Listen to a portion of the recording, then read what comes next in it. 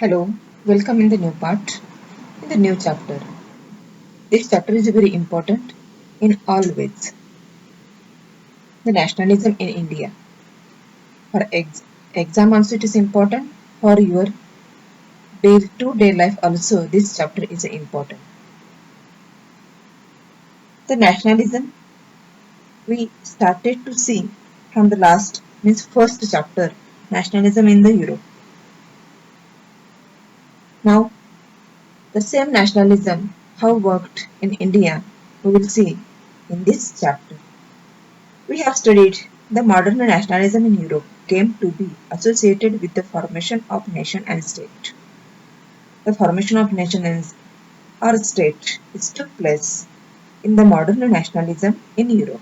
It also meant a change in a people's understanding of who they were. It is not just the formation of the nation, but it says, it gives the meaning. There is a taste of people also changed, their mentality also changed. What defined their identity and sense of belonging? Their identity. People started to ask themselves, who I am, who should rule me? Sense of belonging, from where I am. This meaning started to come in a mind. The identity of people started to took place. New symbols and icons, new songs and ideas forged new link and redefined the boundaries of communities. The community's boundaries redefined in the course of time with the new symbols, icons, new songs, and ideas. In this way, the new communities formed.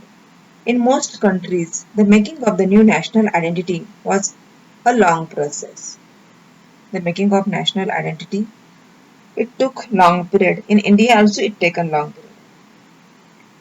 Since 1847, since 1857, the revolt of 57, the first war of independence, revolt 1857. From that time we were fighting to get independence. But we got independence, we made our nation in 1947. Near of 90 years we spent to make the India nation. How did this consciousness emerged in India? How did this consciousness emerged in India? How this nationalism came in India? How people got success to make the nationalism in India, to build nationalism in India? How the anti-colonial movement helped here? These all answers we are going to see in this part. The growth of modern nationalism is intimately connected to anti-colonial movement. It is connected with the anti-colonial movement. The anti-colonial movement were not taken place only in India. In other places of world also, the anti-colonial movement taken place. So this helped to make modern nationalism. This is connected to the modern nationalism. Then the sense of being oppressed under colonialism. People realized we are oppressed by the colonials. So this feeling also, this sense also helped to bring nationalism. Next, bond that tied many different groups together. So this oppressed feeling brought many people together and different groups came together to be free from this colonial rule. The all people realized different groups may be there, but they realized our enemy is the same. Maybe some are belonging laborers, maybe some are zamindars, maybe some are workers, craftsmen, whoever they or the tribal people. These all realized our enemy is the same. So this feeling brought this group together. Nations of freedom were not always the same. Notions of freedom, notions, idea, the particular definition, the notion. Everyone was thinking freedom differently. It was not same. The freedom notion, The idea was not same to the different. Everyone was looking to freedom differently. Zamindars were looking they should get freedom from the revenue. Craftsmen, maybe they were looking the work. So in this way, the notions of freedom were not same to all. The different feelings, different ideas were there of the freedom to all.